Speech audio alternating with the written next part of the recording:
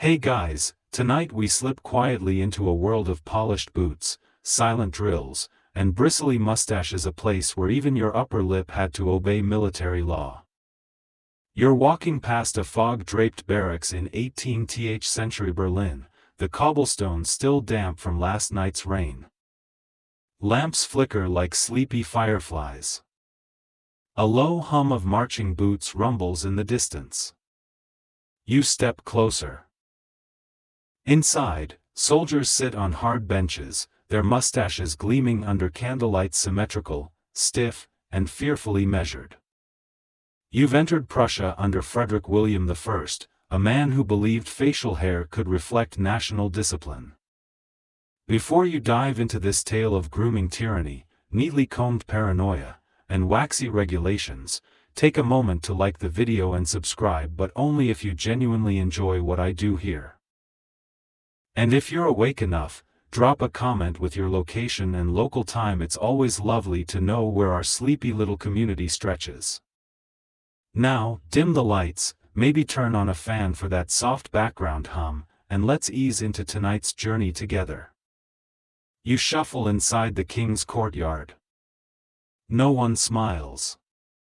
Even statues of old commanders seem stern. Frederick William I wasn't interested in glittering ballrooms or royal feasts.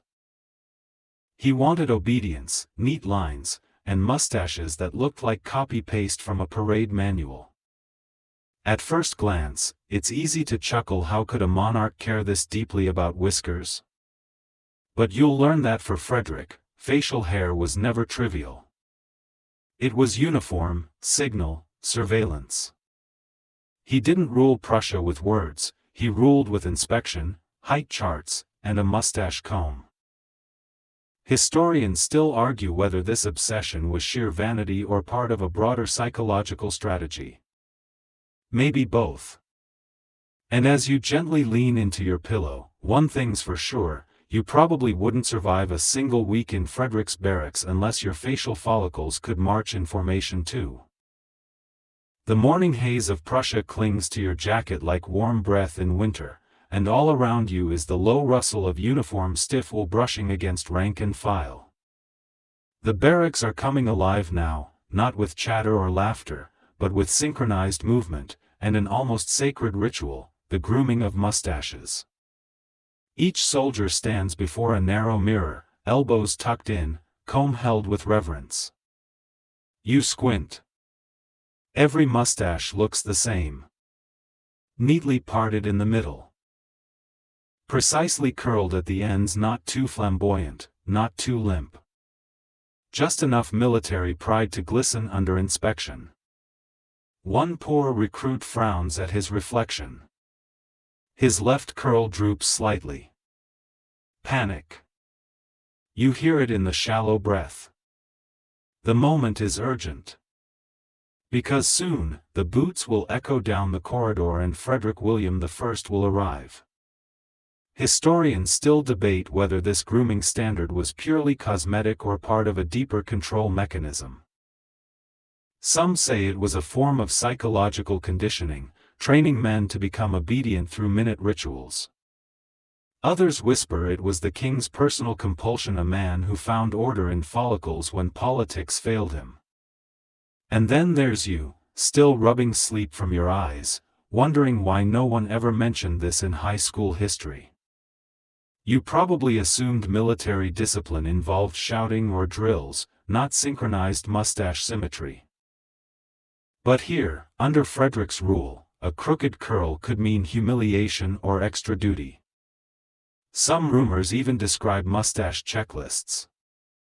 Left angle, 42 degrees. Wax shine, acceptable. Curl bounce, needs improvement. Whether you laugh or gasp, you can't help but admire the strange intensity. The mustache wasn't a choice. It was a symbol. A small, itchy promise to serve, conform, and represent the will of the monarch, even if your lip itched through all of it. You're stepping back now, maybe for some fresh air, Or maybe because you feel the weight of those mustaches pressing in from all sides.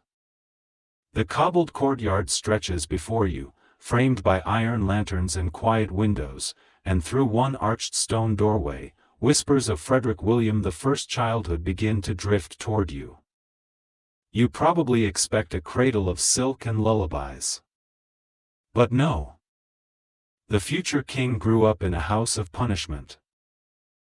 His father Frederick I was known more for splendor and ceremony, a man who built palaces and flattered France.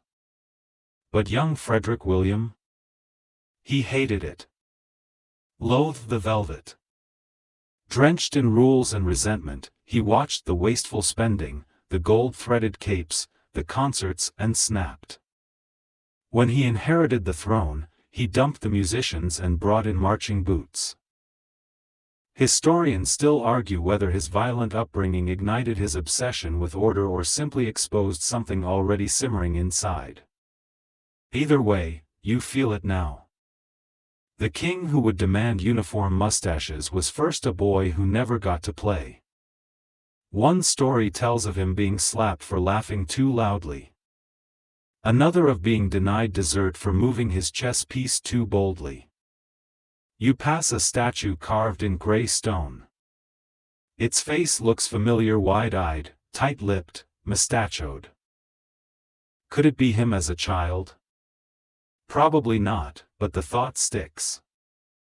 The mustache later became his rebellion. Or maybe his revenge. Frederick's early years weren't just joyless, they were molar-clenching drills of etiquette, status, and punishment. It's said he once refused music at his own birthday celebration, citing wasteful indulgence. That's not a child, it's already a general. And somewhere in those cracked walls and candlelit rooms, his love for military austerity was carved into the beams. When he finally became king, his first order wasn't land expansion or taxation, it was discipline. Grooming, silence, shape. You imagine his inner child standing beside him still, combing a mustache that, for once, wouldn't be out of place. You don't notice it right away, but the mustaches begin to blur together, each one a carbon copy of the next, carefully molded not just by wax, but by unwritten codes of obedience. The parade ground is quiet. Soldiers stand like chess pieces under a thin winter sky. A gust of wind sweeps past, and not a single mustache flutters. That's because their facial hair is part of the uniform now, just as important as their coat buttons or polished boots. You walk along the edge of the field. One officer whispers about symmetry inspections, and you stifle a yawn. The mustache is no longer personal, it's nationalized. Some say Frederick William I believed that identical mustaches created identical minds, that by erasing individuality in appearance, he could tighten the machinery of discipline. Historians still argue whether this theory came from genuine belief or twisted vanity, but it held firm. Even paintings of soldiers from this era show rigid whisker shapes, a kind of facial regimentation that seems impossible today. You squint at a sketch pinned to the barracks wall. It's labeled Regulation Curl Pattern 4.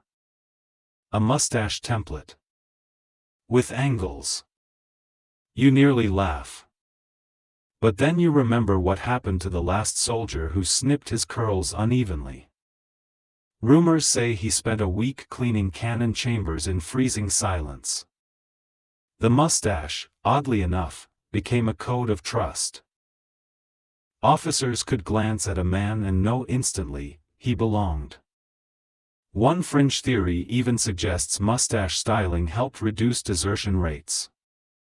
Who wants to run away with waxy whiskers on full display? You spot a recruit rubbing wax into his lip furrow. His hands tremble. You realize this isn't vanity, it's survival. The mustache had become as crucial as knowing how to salute or march in rhythm. And as the sun sets over the icy yard, the whispers of bristle compliance drift past your ear again, calm and chilling.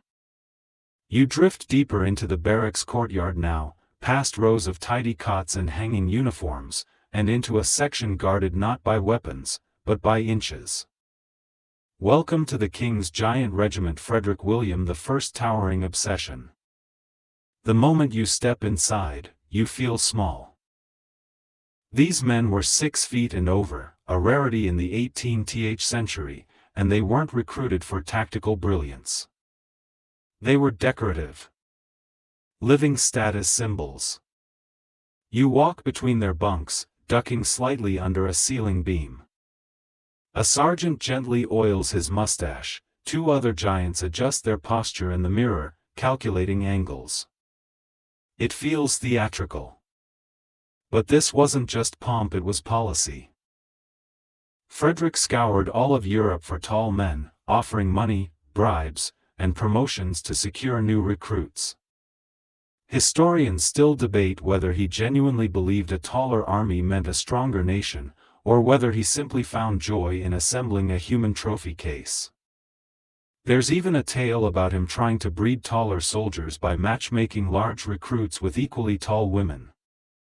You pause by a brass plaque detailing mustache protocol for the giant regiment. Turns out, even here, hair had hierarchy. Their mustaches weren't just big, they had to be bold, defiant, thick enough to carry the pride of Prussia. The average wax bill for these men was double. You lean in. One whisker chart shows the difference between officer bold curl and footman neutral tuck. Your mind whirs. These mustaches weren't about fashion. They were about scale. Matching the physical spectacle with facial geometry, Frederick ensured that from top of crown to tip of whisker, his army looked terrifyingly exact. One French ambassador once called the regiment the most expensive parade prop in Europe. You smile softly. The mustaches, like their wearers, weren't chosen for function. They were chosen to impress, intimidate, and reflect a king's dream: tall men, identical whiskers, zero rebellion. You linger near the wash basins now, where the morning air smells faintly of soap, brass polish, and the unmistakable tang of mustache wax. Each soldier carries a small kit bristle brush, scented oil, miniature comb, all laid out with reverence on folded cloth. One man warms a tin of wax over a candle, another angles his jaw just so to catch a clean line. You notice no one chats, no one jokes. Grooming here isn't a chore, it's ritual. The mustache is examined like a medal, adjusted like armor. Historians still argue whether this obsessive maintenance was part of psychological grooming, subtle conditioning that linked beauty to loyalty. But for Frederick William I, this daily ceremony may have meant more than mere discipline. Some surviving reports detail how barbers were issued uniform guidelines, right down to curl dimensions and shine reflectivity. Others claim that soldiers failing grooming inspection were denied rations or given mop duty. You drift closer to a wooden table holding inspection sheets, precise records detailing length, density, and curl retention. At first it seems absurd, but then you realize, when a king believes order begins on the lip, no detail is too small. One fringe document even hints at mustache charts being compared across regiments. A way to spot which battalion needed morale boosting or stricter oversight.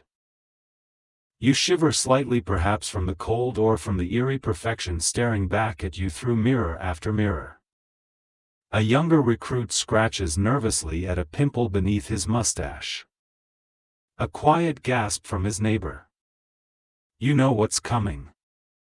A sergeant steps forward, eyebrows like bayonets, and the comb glides across that lip like it's sculpting a statue. The young man doesn't breathe. Neither do you. When it's done, everyone exhales. You start to understand the mustache was never about style. It was surveillance, solidarity, and submission, all pressed into a neat little line that made even the unruliest man feel curiously aligned. You're back on the drill field now, the sun casting long shadows across polished boots and identical stances. The air smells like brass, wool, and a curious mix of candle wax and mustache oil. Lines of soldiers stand perfectly still, lips stiff under perfectly curled whiskers. It's not just a parade, it's a performance of fear and reverence. Each mustache is a badge, and each man wearing it knows how close the inspection looms. You glance at a young recruit whose upper lip quivers just slightly, a sign not of cold, but of dread. Frederick William I was known to appear suddenly, boots echoing through stone corridors, eyes sharp as daggers, seeking imperfection in formation, posture, and yes, facial hair. One crooked curl and you'd feel the frost of reprimand quicker than snow on granite. Historians still debate whether the king truly saw the mustache as sacred, or whether it simply became the most visible proof of control. Either way, the men around you don't question. They polish, curl, and pray. One whispered story tells of a soldier fainting under the stress of inspection, his mustache judged too soft. Another tale, shared in low tones near the latrine, speaks of a royal edict banning mustache styles that showed rebellious flair. You feel it now how fear entwines with reverence. These men aren't just obeying, they're performing devotion. A sergeant passes by, checking bristle sharpness with a ruler. Another waves a scented cloth to ensure the proper smell. You're caught somewhere between amusement and awe, lulled by the rhythmic pace of obedience. You begin to understand why Frederick's soldiers feared him so deeply. The mustache wasn't a decoration. It was a test. A daily trial. And for many, a quiet badge of pride, because surviving under his scrutiny meant you belonged, at least for another day. You're drawn toward a narrow chamber now, tucked behind velvet curtains and dimly lit by flickering lanterns. The walls are lined with portraits, oil paintings of soldiers long gone, their eyes distant, their uniforms stiff, and their mustaches uniformly pristine. You wander closer to one, a lieutenant with high cheekbones and a mustache so identical to the next portrait you wonder if the artist used a stencil. The brushwork is intentional, tight curls, balanced sheen, perfect symmetry. In this room, the mustache isn't just a grooming preference, it's a preserved relic. These portraits weren't casual commissions. They were visual documents of conformity. Some speculate that Frederick William I oversaw the final touches himself, demanding that no whisker appear unruly or unkempt. Historians still argue whether this involvement was symbolic, or whether the king's vanity demanded immortal mustaches for his legacy. You spot one painting with an error, a slight imbalance in curl size. It's marked retired early. You blink. Could it be that a mustache flaw pushed a man from command? Possibly. Other sources claim artists receive detailed guides from royal advisors, use muted tones, highlight bristle density, and never paint a smile. You pass a frame showing three brothers, each soldier, each mustache twin. Beneath the image, a plaque reads, "United in duty, groomed in spirit." You stifle a chuckle. But the weight of precision hums beneath it all. These paintings weren't for art museums. They hung in recruitment halls and drill chambers, a quiet, visual reminder of what was expected. You notice that none of the subjects appear joyful, nor disheveled. Just calm, clean, and aligned. One fringe theory even suggests portrait curls acted as ideal templates for newer recruits. That a man could point at a painting and be told, "Match this." You step back. The silence of the chamber wraps around you, heavy with wax and legacy. And as you exhale, you see it clearly: the mustache was more than facial hair. It was propaganda, elegance, and eternal standard, all brushed into canvas and memory. You lean against a stone column now, its surface cool and slightly damp, listening to a hushed conversation between two officers about an unlikely security measure, mustaches as anti-spy devices. You blink. Could facial hair really thwart espionage? It seems absurd until one explains how Frederick William I required not just identical styling, but also strict, documented grooming schedules. Every soldier's mustache was logged. Length, curl strength, wax brand, even scent profiles were tracked. Historians still debate whether this was a conscious counterintelligence tactic or just another layer of control. But one fringe theory proposes something startling, that any deviation in appearance, say, a curl too short or missing shine, could signal an infiltrator. You imagine enemy spies trying to mimic the mustache standard, sweating under candlelight, wrestling wax and combs. Fail the mustache test, and you'd be exposed long before you drew a weapon. You pass a hallway lined with inspection mirrors. Their surfaces bear faint scratches from centuries of anxious grooming. One frame bears the words, "True soldiers reflect perfection." It's eerie, almost surreal. But in a world without ID cards or advanced recognition tools, perhaps the mustache served as biometric shorthand. You stop before a display case holding mustache dossiers, official documents noting lip conditions and style shifts per soldier. In one, a man named Dietrich is reprimanded for unusual asymmetry suggestive of falsification. You don't know whether to laugh or shiver. Another mentions a drill instructor comparing mustache rhythm in marching lines, believing unnatural bounce could reveal imposters. As you walk deeper into the archives, the walls begin to close in slightly, not physically, but metaphorically. You feel the weight of expectation, the surreal trust placed in tiny hairs. One forgotten document reads, "Imposters fear the comb." Whether or not spies truly slipped through the mustache net, you realize Frederick weaponized uniformity. In a world of shadows and secrets, facial order became the quiet sentry, ever alert and impeccably styled. You step quietly through a narrow hallway lined with waxy wood panels, each lit by dull candlelight and echoing the shuffle of leather soles. At the far end stands a door plain, steel riveted, heavy. A guard nods you through. Inside, it's darker. Warmer. The room smells faintly of lavender oil, wax, and something chalky like dried parchment. Frederick William I, King of Prussia, stands alone by a desk, inspecting a soldier's face with unnerving detail. He doesn't speak, only studies. A quill scratches notes nearby, held by an aide barely breathing. You watch from the edge as the king leans in closer, squinting at the mustache's curve like a jeweler evaluating a rare gemstone. It said he preferred candlelight for these inspections. Something about the flicker revealing imperfections that daylight would miss. Historians still debate whether this habit was madness or method. Did he truly see flaw as disorder, or was it a symbolic gesture, a way of asserting dominance in the quietest room possible? You glance at the wax bowl beside him. Melted just enough. A thin comb rests on velvet. This wasn't spontaneous. It was scheduled. Daily. One account tells of Frederick summoning soldiers after midnight to check bristle texture. Another describes him whispering critiques as if correcting grammar in an essay.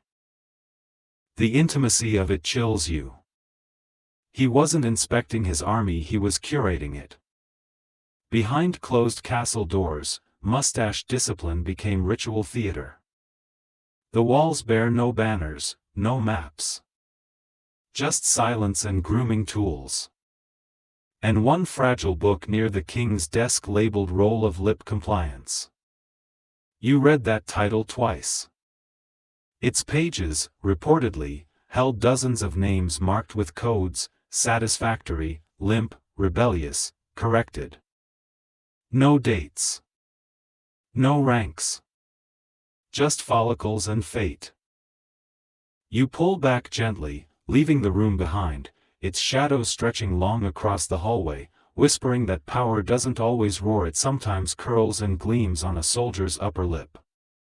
You trail through another corridor now, narrower, lined with shelves stacked high with parchment scrolls and tiny leather-bound ledgers. A flickering lantern guides your way as you approach a curious display, the official Prussian mustache manual. That's right. An actual handbook detailing the sanctioned grooming expectations under Frederick William I. You pause, running your fingers gently across its brittle surface. The cover bears a crest and a phrase you squint to interpret, something about facial propriety in service of sovereign honor. Inside are diagrams, arrows, measurements, curl classifications. You begin to realize this wasn't casual instruction, it was codified law. The manual even has sections for weather-based wax suggestions and bristle preservation during winter campaigns. Historians still debate whether this document was truly circulated among lower ranks or simply served as symbolic doctrine. But it's hard to ignore the detail: illustrations of lip angles, strand width, and a chilling appendix listing penalties for negligent grooming. You laugh softly. It feels absurd until you imagine the king himself flipping through these pages, quill in hand, assigning officers to ensure every man resembled his diagram. Some French scholars suggest the manual became a rite of passage, that recruits were tested not only on military drills but also on their ability to recreate diagram B3, curl with minor flair. Others say it was used to teach children about discipline, long before they could lift a sword. You spot a note in faded ink: too much wax indicates vanity. So even excellence had limits. You keep reading. One page shows a cross-section of mustache resilience during cavalry maneuvers. Another explains the two-finger groom test, a morning ritual where soldiers ran fingers along their lip to gauge structural integrity. You blink slowly. The manual isn't just about hair, it's about obedience, resilience, and the strange sanctity Frederick found in symmetry. You close it gently. And as the scent of old parchment mixes with your drowsiness, you feel the rhythm of a kingdom combing its way through history, one curl at a time. The hallway curves gently now, opening into a sunlit room lined with velvet chairs and portraits of powdered nobles. You blink as your eyes adjust and hear the low chuckle of court gossip tidbits from neighboring kingdoms who once mocked Frederick William I's grooming obsession and then gradually copied it. You settle near a polished table stacked with letters and sketches from Austrian and Bavarian courts. In one, a duke jokes about lip regiments in Prussia. Another, more solemn, requests access to Frederick's mustache manual for his own palace guards. You smile. The irony unfolds. What began as court snickering soon turned into quiet mimicry. Historians still debate whether this trend signaled respect or fear, but the evidence stacks up. French cavalry units tried symmetrical wax curls, and Swedish officers adopted mirror grooming rituals. One fringe anecdote tells of a Spanish ambassador who returned from Berlin with a mustache so precise that even his horse was rumored to have matching fetlocks. You stifle a laugh. Cultural envy had found its expression in bristles. Prussian uniformity was no longer laughed at, it was admired. You glance at a court painting from Saxony dated 1736. Its subject? A mustachioed commander with telltale Prussian curl patterns. You lean closer. Even the brush style mimics the stiff sheen of Berlin portraits. Rumors say tailors altered neckline cuts to highlight facial symmetry, all in homage to Frederick's aesthetic.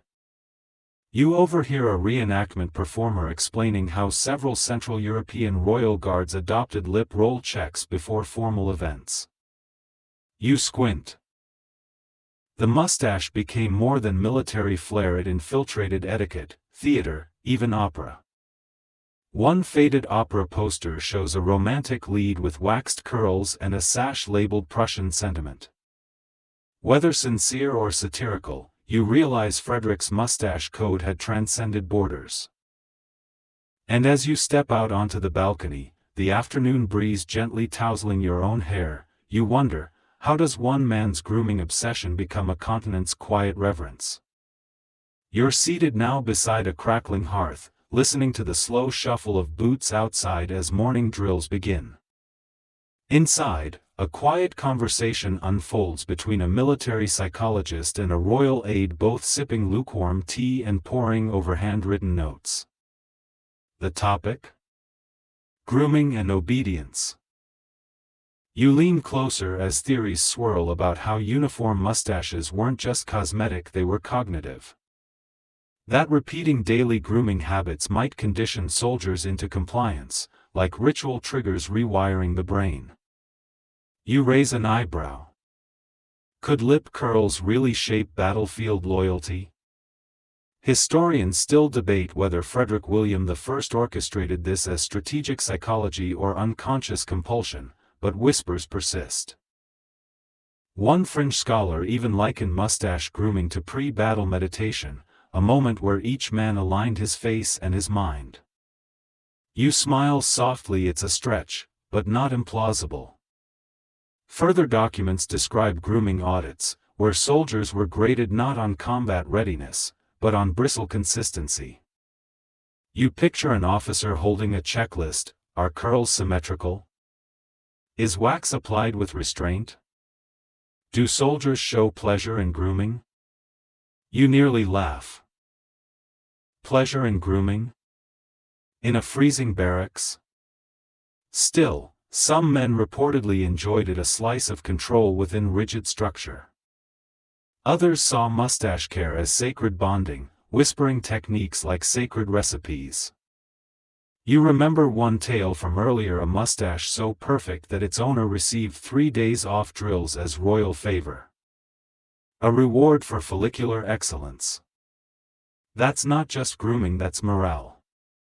You walk past a tiny chamber labeled Quiet Curl Quarters. Inside, recruits practice their grooming without speaking, like monks refining whisker geometry. It's surreal, even poetic. And as wax melts gently into cloth, you begin to understand why Frederick clung to this ritual. It wasn't just discipline, it was design. A facial layout that mirrored a kingdom's hierarchy. One lip, one curl, one unwavering line between chaos and command. You wander through a narrow corridor flanked by low wooden benches and silver wash basins, the quiet hum of morning routines echoing like a soft hymn. The scent of warmed wax and eucalyptus oil lingers in the air. Here, in what older soldiers call the grooming aisle, you find a curious species of servicemen, barbers in uniform. Not civilian stylists, but enlisted men trained specifically to uphold the empire's mustache standards. You pause near a small stool as one barber polisher dips his comb in rose-scented solution before lifting a lieutenant's lip. No talking. Just precise movements, practiced angles, reverent gestures. The atmosphere feels almost ecclesiastical. These barber soldiers weren't just caretakers, they were keepers of order, trusted with shaping the face of obedience. Historians still debate whether their role emerged from necessity or ceremonial design, but their presence persisted for decades. One fringe source describes them as priests of the bristle, sworn to uphold symmetry in times of peace and war. You watch one trim a curl tip by a mere millimeter. He nods in quiet approval. The soldier smiles, but just barely. Barber uniforms had subtle differences, marked by bristle pins or embroidered scissors on the sleeve. Some even wore miniature wax tins chained to their belts. You glance at a ledger on a nearby table titled Baroque Bristle Duty, Rotation Schedule. Each name marked with a grooming task: comb polish, wax audit, post-drill touch-up. You tilt your head. The mustache wasn't just maintained, it was curated by a miniature militia within the military. One tale tells of a barber so trusted he accompanied Frederick during inspections, ready to make emergency corrections on the spot. Imagine that traveling with the king, armed with scissors, oil, and enough precision to repair royal symmetry under pressure. You smile softly, lulled by the quiet strokes of comb against lip, realizing this wasn't vanity, it was ritual, performed daily by hands trained not for combat, but for curl perfection and national pride. You linger near the edge of the mess hall now, where the clink of tin cups and the shuffle of trays blend gently with quiet murmurs of mustache debates. Two young recruits whisper behind their bread crusts, one complains about itching, the other about wax melting during drills. You smile. Not every soldier loved the lip ritual. For some, it was pride, for others, mild torture. You listen in as one veteran recounts sneaking into the washroom to trim his curl just slightly off the books, as he calls it. Historians still argue whether Frederick William I allowed for discretion or enforced total mustache obedience, but accounts suggest secret snipping was more common than punishments revealed. One fringe tale speaks of a mustache underground, soldiers trading wax recipes and sharing rogue grooming tips to survive harsh inspections. You lean back against a stone post, imagining mustache resistance in candlelit corners, tiny rebellions with combs instead of swords. Letters from the era include doodles mocking mustache standards, some shaped like squids, others curled into birds. You chuckle quietly. Not all insubordination is loud. Some comes with a side of snarky art and a missing half-millimeter of bristle. A document from 1732 tells of recruits caught using scented oils not approved by the manual, and receiving wax duty for a month. You spot a small poster above a wash basin: no pride in curls, no honor in battle. Whether motivational or ironic, it's unclear. One soldier scratches his lip and mutters about curl conformity fatigue. You can tell after months of drills, even minor rituals weigh heavy. And yet, amid discomfort and quiet protest, the mustache remains. Trimmed secretly, reshaped lovingly, even weaponized as self-expression. Not all men embraced it with joy. Some hated it. But through resistance or routine, their whiskers still marked them as part of something larger: one breath, one curl, one silent nod to a king's enduring obsession. You wander toward the parade grounds now, where the morning frost bites gently at your cheeks and rows of soldiers begin their first formations. From a distance, it looks perfect: uniform lines, synchronized boots, mustaches glittering like medals. But up close, you notice a flaw. One recruit's curl hangs lopsided. Another's wax is blotchy from overuse. Welcome to the world of facial hair fails: mustaches that wilt, wobble, and sometimes revolt entirely. A sergeant walks by, frowns, and mutters, "Curl collapse." The soldier gulps. You watch as he desperately re-twists his lip bristle, trying to summon symmetry where nature resists. Historians still argue whether Frederick William I's standards exceeded practicality, but documented punishments for grooming failures suggest this wasn't just about looks, it was about honor. One fringe tale tells of a soldier whose mustache melted in summer heat, triggering a barrage of barked reprimands and forced grooming tutorials. Another speaks of parade day wax injuries dripping onto skin, causing blisters beneath the curl.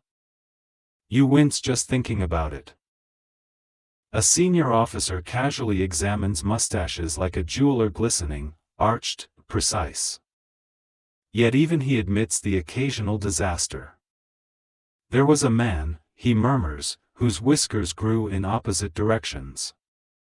The king insisted we assign him curl trainers. Curl trainers? You glance toward a narrow tent labeled whisker correction quarter. Inside, mirrors, heat lamps, and what appears to be miniature mustache weights dangle from cloth strings. You blink. Surely not. But the scent of beeswax and lavender confirms you're not dreaming. Recruits sit inside, brows furrowed, undergoing whispered adjustments from mustache specialists. You overhear talk of symmetry fatigue, a kind of burnout brought on by relentless grooming stress. And you realize not every mustache was fit for Prussian perfection. Some simply couldn't cope. But failure wasn't an option. A flawed curl meant shame, reassignment, or hours of lonely wax polishing. So they endured. They trained. They curled against nature, against odds, all for the quiet glory of a mustache that might pass inspection one more day. You step through a creaky wooden archway and into the chill of Prussian winter drills, where breath fogs in the air and frost clings gently to coat collars. All around you, soldiers move in rhythmic silence, their mustaches glinting under pale sunlight, except now, they're stiff for an entirely new reason. Ice. The curls, once waxed into perfection, begin to crystallize, tiny icicles drooping from bristles like frozen tears. A captain barks gently, and the troop adjusts posture without hesitation, their frosted mustaches dancing ever so slightly in unison. You almost laugh nature's cruel prank on uniformity. But this was no joke in Frederick William I's army.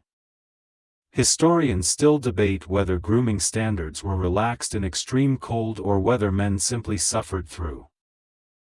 Evidence leans toward the latter. One fringe account tells of soldiers storing lip wax near open flame before dawn to preserve flexibility. Others describe guards fashioning makeshift mustache sheaths, thin strips of cloth tied across the lip to shield from frostbite, removed seconds before roll call. You watch one man attempt to twist his frozen curl, it snaps with a quiet crack. The officer nods curtly and hands him a warming tin. Discipline, even in sub-zero, came before comfort. You stroll past a metal pole where warnings are etched: do not exhale near curl, condensation causes flare. You blink. Detailed. Excessive. Fascinating. One sergeant shares that soldiers were trained to breathe sideways in winter drills to preserve symmetry. Another holds up a tin labeled Cold Curl Compound No. 3, a mix of wax, pine essence, and rendered bear fat. You wince, then smile. The mustache was resilient, even against frostbite. And as a slow flurry begins to descend, softening the lines of the barracks and dusting the parade field in gentle white, you feel something surprising: awe. The mustache endured through heat, through vanity, through freezing silence, always neatly combed, always quietly defiant against nature's chaos. You cross the frozen field toward a squat gray building, its chimney puffing soft curls of smoke into the crisp morning air. Inside, soldiers gather in rows, boots neatly lined along the wall, lips tight with anticipation. It's mustache roll call, an event as regular as breakfast, and no less sacred. Frederick William I believed in starting the day with discipline, and that began at the upper lip. Each man steps forward, presenting his curl for inspection. The sergeant, comb in hand, nods approvingly or grimaces with surgical precision. You watch as one recruit flinch as a gust of wind disturbed his symmetry. He's handed a cloth and ordered to re-curl on the spot. No delay. No drama. Just silent pressure. Historians still debate whether the king himself participated in these morning rituals daily, or simply oversaw them from shadowed corridors. But multiple accounts describe his ghost-like presence: boots quiet, eyes scanning, mustaches glistening. Some say he could detect a half-degree deviation with one glance. One fringe letter claims he used a silver mustache protractor, a slender arc marked in Prussian units, to assess curl angles in ceremonial regiments. You step aside as another officer mutters, "Left curl under flared, record it." A scribe nearby scribbles into a thick ledger marked morning whisker deviations. You blink. They tracked this daily. You peer at the page numbers, annotations, wax brands, curl longevity. It reads like a botanical journal but smells like pine resin and discipline. In one corner, a chart marks curl behavior during drill maneuvers, measuring bristle fatigue in humid conditions. You nearly laugh, but the weight of tradition presses the humor back into your chest. These inspections weren't about fashion. They were rehearsals of allegiance, tiny acts of conformity repeated until second nature.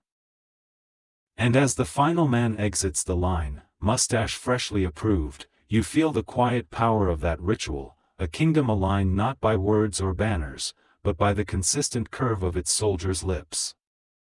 You follow the low hum of footsteps and find yourself in a quieter corridor, where creased letters and parchment-bound journals sit tucked between dusty wooden shelves.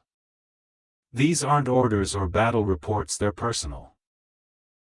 Messages home from the barracks, scribbled in inky loops, folded tightly, sealed with wax, and tucked into coat linings until a courier could ride them across the kingdom. And surprisingly, more than swords or drills, these letters speak of mustaches. One begins with, "Dear Mother, today I was praised for the gloss of my lip curl." Another recounts a failed inspection due to insufficient wax consistency. You smile. Forget bloodshed here, the daily drama centered on grooming. Historians still puzzle over this trend. Why would so many soldiers fixate on their mustaches when riding home? Some argue it was the only area of personal expression allowed. Others see it as a way to mark pride amid monotony. A fringe letter even includes a sketch of the sender's facial hair progression over 6 months, lovingly labeled "My Curl Journey." You run your fingers along a fragile envelope addressed to "My dearest Emily," inside which the soldier apologizes for having a rebellious whisker that refused to align with duty. You chuckle quietly. These weren't just military men, they were artists, poets, bristle-bound philosophers trying to make sense of a world ruled by the angle of a curl. One letter includes a recipe for homemade mustache balm, tallow, cinnamon oil, and Prussian wax shavings. You blink. This was DIY long before YouTube. Another recounts a dream where the writer's mustache unraveled during inspection and floated away like a silk ribbon. You lean against the shelf, eyes heavy now. These letters reveal a kingdom of men bound not only by uniform and law, but by quiet, waxy rituals that gave structure to their days.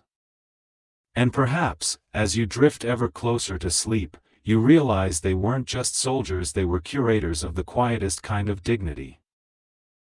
You ease down a narrow stairwell now, walls humming softly with echoes of past footsteps and the scent of aging parchment. Below is a chamber lit with drowsy lanterns and padded with velvet silence. It's the archive where scholars still argue, year after year, about Frederick William I's mustache obsession, why it began, what it achieved, and whether it ever truly made sense. You settle onto a worn bench beneath a fresco of soldiers mid-salute, their mustaches immaculate. A soft voice nearby begins to list theories. The first, discipline through minutiae. That regulating the tiniest detail like the curve of a bristle trained men to submit on a cellular level. Another suggests aesthetic control. Frederick, they say, feared chaos in all forms, and the mustache was his way of stamping order onto flesh. But there's also the vanity angle. Was it simply ego? A king shaping an army to reflect his own visual standards? That fringe idea bubbles up, to the mustache as anti-spy defense, where facial uniformity became a code barrier. You tilt your head, considering. Then the scholarly debate softens. The experts grow tired, their voices lull into gentle murmurs. Candlelight flickers against dusty books, casting mustache-shaped shadows. You notice a soldier's journal left open. Today, my mustache was rated admirable. I feel seen. You close it gently. Through all the talk and theories, something human glows beneath the wax. Pride. Belonging. Ritual. You step into the final hall, its air heavier now, slower. The mustache isn't a mystery anymore, it's a mirror. Of loyalty, fear, order, whimsy. And as the scholarly voices melt into background hum, you ease into the quiet spaces between debates, where the mustache lives on, soft and neat, curled like memory at the edge of sleep. You pass through an arched courtyard now, the wind brushing softly across aging flagstones etched with drill lines and decades of footfall. Beyond the old training post stands a memorial wall, carved images of soldiers with steely gazes, their mustaches etched with meticulous pride. You read the dates. Some from decades after Frederick William I's reign, proof that his grooming gospel outlived the man himself. On distant battlefields and quiet barracks, the mustache endured. Not just the shape, but the ritual. The slow combing before dawn. The wax heating near campfires. Even after the king's death, commanders followed his standards. Lip inspections remained, mustache manuals reprinted. Historians still argue whether this legacy shaped actual battlefield behavior, but several records speak of post-Frederick regiments initiating bristle drills, where soldiers recited mustache rules as part of morning formation. You walk slowly past a statue of a soldier posed in mid-charge, saber raised, mustache stiff as the wind. Beneath it, a placard reads, "Order begins at the lip." You raise your eyebrow. Some officers believed that grooming obedience predicted combat discipline. One fringe tale describes a general refusing to promote a lieutenant due to inconsistent curl patterns. You pause by a window showing mannequins wearing 19th century military uniforms, each with attached faux mustaches shaped to perfection. The style survived the wars, seeped into academy dress codes, and curled into military theater, medals, even state parades. You glance at an old drill chart showing curl safety during saber swings. You nearly laugh. But the seriousness beneath the satire stands firm. Even modern drills, in some corners of Europe, echo Frederick's grooming legacy with ceremonial mustache touch-ups before inspection. And as you tread lightly through the memorial chamber, where wax tins sit beside bayonets and mustache combs rest near medals of valor, you feel the heartbeat of a tradition no bullet could kill, the quiet belief that symmetry in style may just echo symmetry in strength. You drift into a quieter wing now, where velvet curtains part to reveal costumes hanging on brass racks, silk uniforms gently swaying under golden light. This isn't a barracks, it's a theater. Specifically, one devoted to Prussian opera, drama, and court satire from the 19th century. You chuckle softly. Because among the glittering sashes and feathered helmets, one accessory reigns supreme, the mustache. Not wild or whimsical, but rigid, symmetrical, Prussian to the root. On a nearby mannequin, a general's costume bears a false mustache so perfectly curled it could double as a military diagram. You glance at the label, inspired by Frederikian precision. Turns out, this lip-bound legacy didn't end with drills. It crept into storytelling. Historians still debate whether these appearances were genuine tribute or subtle satire, but one fringe theory claims opera audiences cheered louder when the mustaches looked more realistic. A faded playbill shows a lead tenor, mustachioed mid-note, posed in a way that mimicked vintage parade posters. You tilt your head. Was performance now echoing inspection?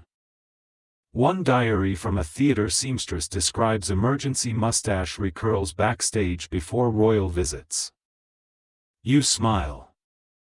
Even fiction had to toe the line. Costume designers began incorporating bristle symmetrics into character profiles. A rebellious officer might wear a crooked curl. A loyal captain? Waxed perfection. The mustache became code. You pass a framed review from 1842, the mustache work was exquisite, felt as though Frederick himself had groomed the stage. You exhale slowly. Even comedy sketches of the time parroted mustache inspections, actors feigning anxiety as they fluffed rubber curls with oversized combs. You grin. Reverence and ridicule, blending across velvet backdrops. One actor's memoir claims his mustache roll taught him more discipline than any academy. And as you step away, the distant echo of stage applause drifts softly across the room, mixing with candlelight, reminding you that even in art, Prussian bristles kept performing quietly, commanding attention long after the king's last inspection. You slip into a dim corridor tucked behind the drill hall, where the scent of candle smoke mingles with aged parchment and the faint aroma of wax. It's quiet here, except for the scratch of something. Not pen against paper, but knife against wood. You lean closer. A young soldier sits cross-legged beside his bunk, carving into the stock of his rifle. The image? A mustache. But it's not regulation, it's wildly exaggerated, with curlicues and spirals that break every rule Frederick William I ever laid down. You smile. Here lies the hidden satire, tiny rebellions etched in secret places. Not loud, not spoken. Just slipped into rifle butts, locker lids, boot soles. Historians still debate whether the king ever discovered these artistic revolts or simply allowed them as pressure valves. One fringe letter from a barracks captain mentions a confiscated water flask engraved with mustache caricatures labeled "Curl Protocols from Hell." You raise your eyebrows.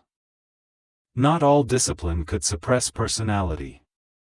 You pass another cot where a sketchbook lies open. Inside, mustache monsters roam, devouring combs and melting wax tins.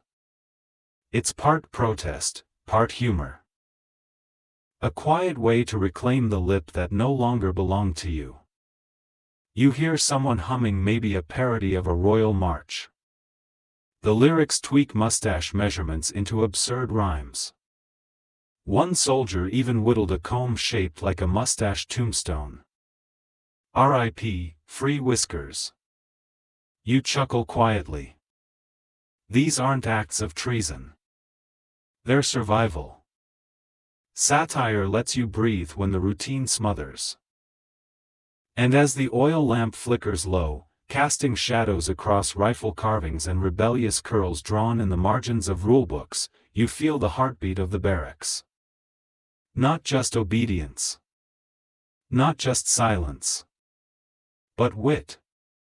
Quiet wit. And beneath each laugh, each doodle, each mock curl, the unspoken truth glows soft and sleepy, that no rule, no ritual, no wax-soaked decree can fully erase the tiny joy of carving your own curl into the chaos. You make your way into a high-ceilinged chamber now, quiet as snowfall and dimly lit by an array of flickering lanterns. A heavy velvet curtain rustles as you pass, revealing an ornate casket beneath a cascading Prussian flag. This is it, the final rest of King Frederick William I. And yes, even here, mustache perfection was non-negotiable. You peer at the royal death portrait positioned beside the casket. There he lies, lips firm, curl intact, waxed to the same geometry he demanded from every soldier, every officer, every battalion. Historians still debate whether this posthumous grooming was symbolism, ritual, or a peculiar royal quirk. But accounts confirm that just before burial, Frederick's mustache was combed one last time. Not by a general. Not by an embalmer. But by the royal barber himself, summoned from retirement to deliver one final curl. You glance at a framed decree nearby, in death as in duty, symmetry reflects sovereignty. You exhale quietly. Even the grave bowed to grooming law. One fringe theory suggests that the artist commissioned for the funeral portrait was chosen not for brush mastery, but for curl fidelity. He'd once painted 3 mustaches in exact proportion across a series of officers. You gaze at the artwork. It's serene. Regal. Eerily precise. Some say Frederick's mustache was touched up days after embalming, as heat disrupted the initial wax bond. You blink slowly. A post-mortem mustache fix? Only in Prussia.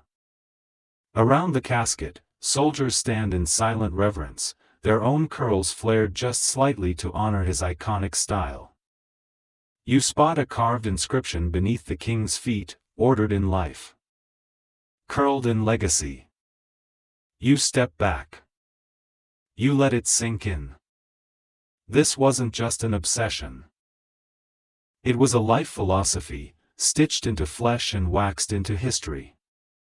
And as your breath slows and the room settles into velvet silence, you drift gently into the memory of a man who ruled not with roar or crown, but with the unwavering symmetry of a mustache even in his final sleep. You drift gently into a final alcove, where the soft hum of memory seems to cling to the air like dust motes. No soldiers drill here. No mustaches glisten under inspection lamps. Instead, the walls hold quiet testimonies, poems, sketches, faded journals, and even childhood drawings from future recruits, all echoing the legacy of the curl.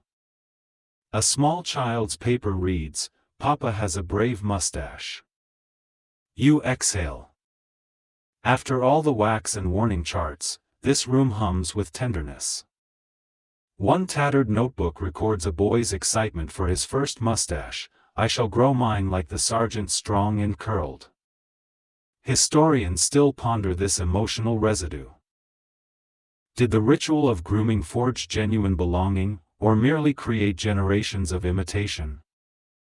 Some argue Frederick William I's grooming philosophy transcended punishment, it crafted identity. A fringe theory likens the curl to a medieval crest, not inherited by blood, but earned through bristle. You pass a case of medals shaped like mustache silhouettes, awarded for grooming valor. You blink. Was this real? Apparently so. One medal reads, "For 10 flawless curls in 10 flawless inspections." And there, by the curtain, a letter penned in old ink, "I did not fight in every battle. But I groomed with honor, and I curled with loyalty." You step back, breath slow. The mustache wasn't just seen. It was felt: pride, pain, defiance, and devotion, all tucked quietly above the lip. You close your eyes for a moment. No more inspections. No more wax. Just the echo of lives aligned not by blade or decree, but by a ritual so small and strange it shaped an empire's soul. And as you step into evening, the last light catching faintly across the exhibit's exit sign, you understand, symmetry wasn't the end. It was the beginning, a portal into history shaped one curl at a time.